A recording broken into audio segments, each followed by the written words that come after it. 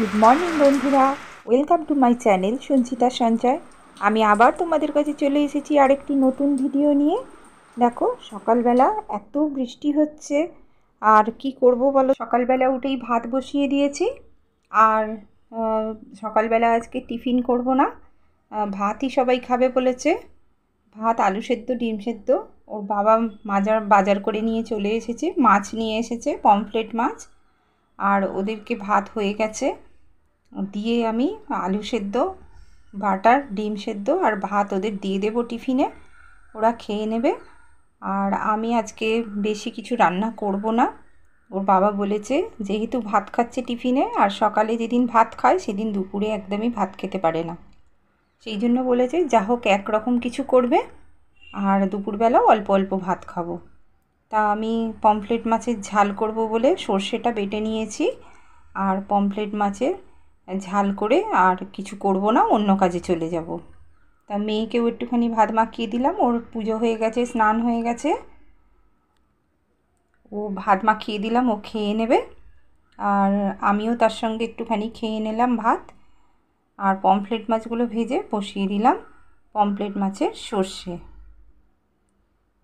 আর pomfret মাছের সর্ষেতে যেহেতু বেশি ঝোল ভালো লাগে না, সেহেতু একটু গায়ে গায়েই খেতে ভালোবাসে ওরা, তাই ওদের জন্য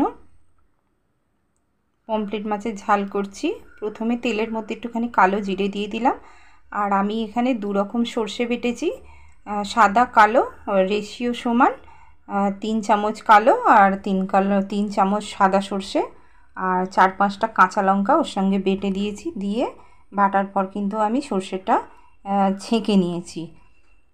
এবারে কালো জিরে দিয়ে তাতে আমি সর্ষেটা দিয়ে ভালো করে একটুখানি ফোটাবো, ফুটিয়ে একটু হলুদ, একটু নুন আর পরিমাণ মতো আর একটুখানি লঙ্কা গুঁড়ো দিয়ে ভালো করে সর্ষেটা ভেজে নিয়ে আর মাছ কটা দিয়ে দেব। এদিকে মাছের ঝালটা হতে থাক, আর আমি অন্য কাজ করব আজকে। কারণ পুজো এসে গেছে, আস্তে আস্তে আমাকে এবার ঘরের কাজগুলো সব পরিষ্কার করতে হবে টুকটুক করে, কারণ একসঙ্গে পারবো না। যেগুলো একদমই হাত পড়ে না সেইরকম জায়গাগুলো একটু পরিষ্কার করব। আর তোমার এমনিতে তো প্রতিদিন যেগুলো পরিষ্কার করি সেগুলো তো হয়, কিন্তু যেমন শোকেস, আলমারি, এইসবের মাথাগুলো একদমই পরিষ্কার হয় না, কিন্তু একদিনে তো আমি পারবো না। সেই জন্য আমি একটু একটু করে করা শুরু করে দিয়েছি পুজোর প্রস্তুতি। তা এই র্যাকটা দেখছো, এই র্যাকটাতে আমার সবই থাকে মোটামুটি, বাইরে যেগুলো রাখার, এই শ্যাম্পু, সাবান, ইজি, উজালা, এইসব যেগুলো থাকে সাধারণত হাতের কাছে যেগুলো লাগে, সেইগুলো আমি বাইরে রাখি জুতোর র্যাকটার ওপরে। কারণ আমার তো জানো যা বাড়িতে জায়গা খুবই কম, সেই জন্য আমাকে এটা ঠিক করে রাখতে হয়। আর আমি কি করলাম, এইটার ভিতরে ওগুলো রাখলে না ভীষণ কাত হয়ে হয়ে পড়ে যায়, সেই জন্য আমার একটা জামার বক্স ছিল, শার্ট নিয়েছিলাম ওর বাবার জন্য, সেই শার্টের বক্সটা, সেই বক্সটা দেখলাম যে পেপারটা খুব মোটা। তা আমি ঠিক করলাম যে এটাকে সুন্দর করে কেটে নিই, কেটে আর এটাকে যদি ভিতরে দিয়ে দিই, তাহলে এটার মধ্যে ওগুলো বসিয়ে দিলে আর পড়ে যাবে না একে অপরের গায়ে। আর এটা নোংরাও হবে না, ধুলো পড়বে না, কারণ এটা তো রোজ রোজ পরিষ্কার হয় না, বেশ বেশ কিছুদিন পর পরই এটাকে আমি পরিষ্কার করি। সেই জন্য এখানে এটা লাগিয়ে দিলাম, দিয়ে এবার আমার যেগুলো রাখার সমস্ত এর মধ্যে রেখে দিলাম গুছিয়ে। আর দেখো আর পড়ে যাচ্ছে না একে অপরের গায়ে। তা আমি এক্সট্রা একটা করে হারপিক কিনে রাখি, একটা বাথরুমে থাকে আর একটা এখানে রেখে দিয়েছি, কারণ ওটা শেষ হয়ে গেলে এটা নিতে পারবো, সেই জন্য। ডেটল, সাবান, সমস্ত কিছুই আমি এইখানটায় রেখে দিই, কারণ আমার বাথরুমটা খুবই ছোট, বাথরুমে রাখার জায়গা নেই। আর এই দেখো, এটা একটা ফিয়ামা বডি ওয়াশের একটা বোতল, এটা বডি ওয়াশ কিনেছিলাম, সেইটা শেষ হয়ে গেছে। তা বোতলটা দেখে আমার খুবই ভালো লাগছিল, কি করব, বোতলটাকে তো আর ফেলে দিতে পারবো না, সেই জন্য এর মধ্যে ড্রাই হ্যান্ড ওয়াশ কিনে নিয়ে এসে আর আমি এর মধ্যে এটা মিশিয়ে রেখে দিয়েছি। দুখানা হ্যান্ড ওয়াশ কিনেছিলাম, সেই দুটোকেই একসঙ্গে মিশিয়ে নিয়েছি জল দিয়ে। আর এটা কিন্তু অনেক দিন যাবে, সেই জন্য আমার এই বোতলটাও কাজে লেগে গেল, এটা কিন্তু আমি ফেলিনি। কেন জানি না, আমার কোম্পানি থেকে যে জিনিসগুলো দেয় সেগুলো কিন্তু আমি সব কোম্পানি কিন্তু ভালো দেয় না, কিন্তু যে কোম্পানির কন্টেনারগুলো ভালো হয় আমি কিন্তু সেগুলো ফেলি না, সেগুলো রেখে দিই। তারপরে অনেক দিন ইউজ হয়ে যাওয়ার পর তারপরে ফেলে দিই। তো সবই টুকটুক করে গোছানো হয়ে গেল। এইখানটা অনেক দিন থেকেই পড়ে আছে, এইগুলো সব পড়ে একে অপরের গায়ে পড়ে যাচ্ছে, আর দেখেও বিচ্ছিরি লাগে।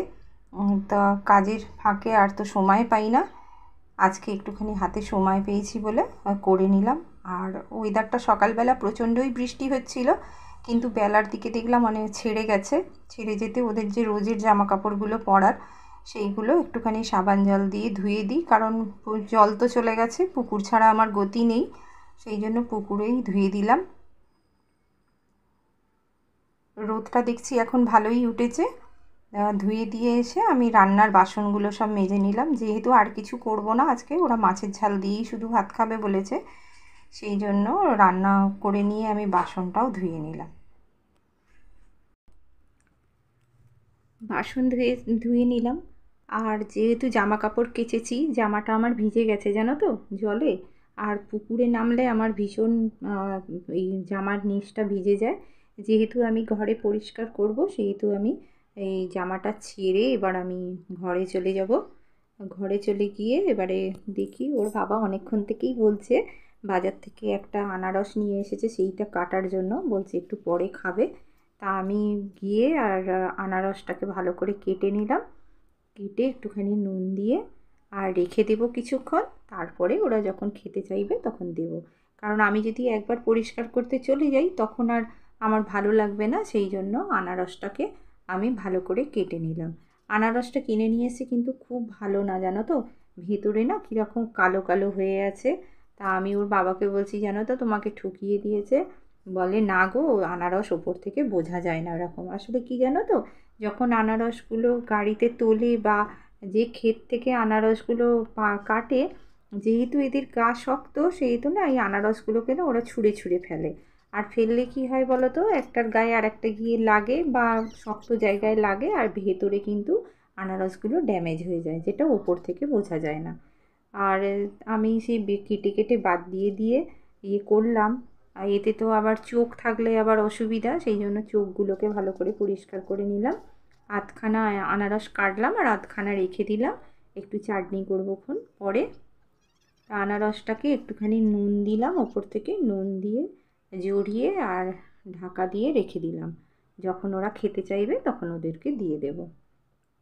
আমি এবার চলে গেলাম শোকেসের মাথাটা আজকে পরিষ্কার করব। তা শোকেসের মাথা থেকে সব নামিয়ে ফেলেছি নিচে নোংরাগুলো, নামিয়ে আর আমি ভালো করে এটাকে ঝাড়লাম, ঝেড়ে আর কাগজ বিছিয়ে দিলাম, কারণ কাগজটা না বেছালে ওপরে এত নোংরা পড়বে যে কী করব। আমার প্লাস্টিক নেই, এই পেপারই বিছিয়ে দিলাম। পেপার বিছিয়ে আর এক এক করে সব বক্সগুলো, অনেকগুলোই বক্স ছিল, সব রাখা থাকে।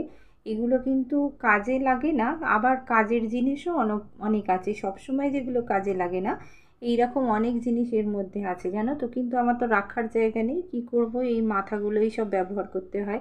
আলমারির মাথা, শোকেসের মাথা, এইগুলো সবই আমাকে ব্যবহার করতে হয়, নাহলে কোথায় রাখবো।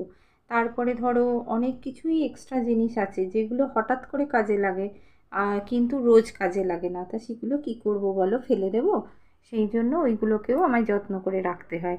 আর এই কতগুলো পাখা জমেছে দেখো না, পাখাগুলো সব এদিক ওদিক থাকে, হঠাৎ হঠাৎ করে কারেন্ট চলে যায়।